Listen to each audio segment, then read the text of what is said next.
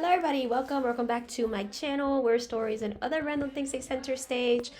Welcome to today's video. Happy Wednesday. I hope you guys are having a fantastic morning. So today I will be reviewing Ember Queen by Laura Sebastian. This is the last and final book in the Ash Princess trilogy.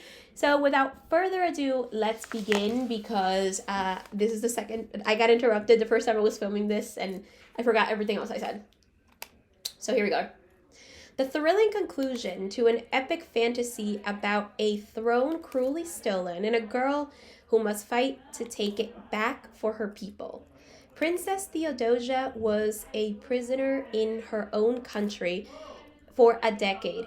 Renamed the Ash Princess, she endured relentless abuse and ridicule from the Kaiser and his court. But though she wore a crown of ashes, there is fire in Theo's blood. As the rightful heir to the Austrian crown, it runs in her veins. And if she learned nothing else from her mother, she learned that a queen never cowers. Now free, with a misfit army of rebels to back her, Theo must liberate her enslaved people and face a terrifying new enemy, the new Kaiserin. Imbued with a magic no one understands, the Kaiserin is determined to burn down anyone and everything in her way. The Kaiserin's strange power is growing stronger, and with Prince Soren as her hostage, there is more at stake than ever. Theo must learn to embrace her own power if she has any hope of standing against the girl she once called her heart's sister. Okay, I have to mention this. I mentioned this in the last filming of this, but I need to mention it again. What is it with Soren becoming a hostage to these women? It's honestly really sad. I mean, in one way, not in other ways, but in one way, he reminds me of okay, if any of you have watched Descendants, I think you know, but Ben's character arc is very stupid. At least in Soren's character arc is interesting, but Ben as a character is terrible because he's a very useless character, and honestly, if you would literally be missing absolutely nothing. Like there would be nothing for you to miss. Like the thing would go the same way in a weird way. He was kind of there for plot convenience, and a lot of the things that happen is for plot convenience. At least Soren doesn't feel that way, but I feel like they have a similar thing when it comes to the fact that they become hostage to these different people, and they basically have like they follow the pattern of just becoming these people's hostage and the reason things happen. And it's really, really sad, honestly, very sad. I feel like the only good part about Soren's thing is that the arc is actually at least very interesting. So now that I've gotten that out of the way, let's talk about quickly this book. So Ember Queen is a wonderful conclusion to the Ash Princess trilogy. I love the way everything went. I especially love how Theo faced the fire mine and basically went into the mine along with the way that the warriors would around her, like in previously in Australia. I especially love it because it's interesting that she does this now, because in their religious beliefs, a queen should not have they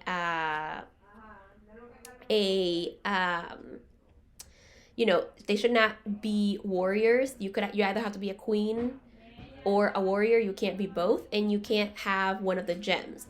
And it is believed to be sacrilege, and that you would not be welcomed into the afterlife. So it is interesting that she does it and that she has to do it now. and mainly because Crescentia forced her hand. Now, I did not talk a lot about Crescentia, but I think it's time to show her some love because she is literally one of my favorite villains. Mainly because she is, we see how she kind of got to be a villain, but also she's right there in like right next to the Nightbringer of favorite villains. I love her as a villain. Crescentia's arc is that of a girl who grew up knowing and expecting to be Prinzessin and eventually Kaiserin. She basically was trained in a way to marry Soren, but that did not happen. Okay, that didn't happen at all, and now she is basically kind of stuck because now she doesn't know. You know, she had this whole thing, and the boy that she wanted ended up falling for her best friend slash her sister. And yeah, you can see why it's sad because you can see the arc and you can feel something for her. Granted, maybe nothing special, but something definitely. Um, so I like her arc, especially because we were able to see it, to see the arc form with Theodosia, and we got to see their friendship as it broke. That's one of the things I love the most about this arc, about this. Like and also I love her because she's basically willing to do whatever it takes to get what she wants. And one of the things that she did, spoilers by the way, well, semi spoilers. I won't tell you how these things happened all the time, but I will tell you the events. So semi spoilers coming in. In order to become Kaiser and get power, she ended up marrying the Kaiser in order to get the things that she wanted. And now she has power and she's able to manipulate and inform all the choices. Like she's able to do all this now that not to mention that she now has some power because she basically got poisoned by the end in the beginning in Ash Princess. And now she has all that. And now she is Kaiserin because, well, he died, but she's also having trouble because a woman has never ruled a woman has never been the Calavaxians sole ruler. So in order to make this happen, she ended up taking Soren hostage to try to get him to cooperate. But the difference, I think, between at least between when he became Theo's hostage and what's her name, Crescentia's hostage, is that he this time went willingly in order to save the lives of many people. So in that way, unlike Ben's character arc in Descendants, she was a very useful he was a more useful character in that way. He knew things and he was able to help them also strategize. There was so much to Soren that, for example, Ben never had. Another thing to say is that Crescentia's arc reminds me, also Descendants, of Audrey's arc because she also grew up and was trained to try to get Ben, and she was expected to be queen. And then eventually, though, when he proposed to what's her name? To Mal, everything she basically snapped and became this villain. And I liked Audrey as a villain, actually better than her as a really good person. I liked her as a villain because she was just awesome that way. But it's interesting, it's interesting to know. So these are the things that kind of remind me of that. So overall, I think I don't have any critiques for Ember Queen. I liked it a lot. I especially loved the planning sessions, the strategy sessions. I like the new dream sequence that comes up in Ember Queen, that now Theo and Crescentia are able to communicate through dreams. Now that is awesome.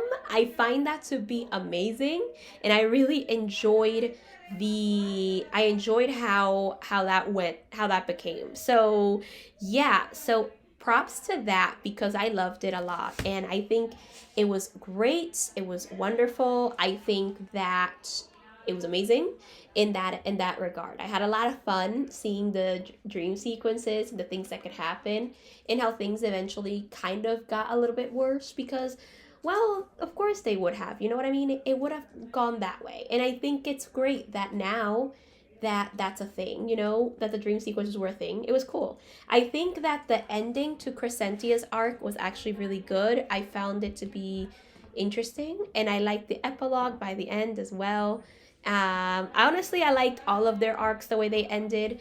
I predicted I remember before the first time I read Ember Queen, before I read it, when I was reading, what is it called? When I was reading Ash Princess in preparation for Ember Queen, the very first time in 2020, I remember predicting Blaze's end in the arc, like the way that his arc would end. I predicted it. And I hated to have been right, but he was set up that way. And it was so it's easy to predict. And I was like, it's very sad, but also very much true. And you know, it was an interesting ending. It was actually a pretty good ending for his arc, even though it was very predictable. But other than that, I definitely enjoyed it. I think it was a good ending. I think it was amazing. And props to Laura Sebastian for making a really, really, really good conclusion. So let me know your thoughts for Ember Queen, maybe even the rest of Ash Princess. If you haven't watched previous reviews on Ash Princess, by the way, I forgot to mention in the beginning, but I'll link it below. I'll link the Laura Sebastian playlist. So, yeah. Anyway, I'm going to be back Friday with the first batch of recommendations for After Ash Princess. I hope you guys enjoyed this video. Subscribe if you're interested in my content. Turn on notifications so you're aware the moment that content comes out. And yeah, I'll see you on Friday with the first batch of recommendations. Until then, consume stories. Bye.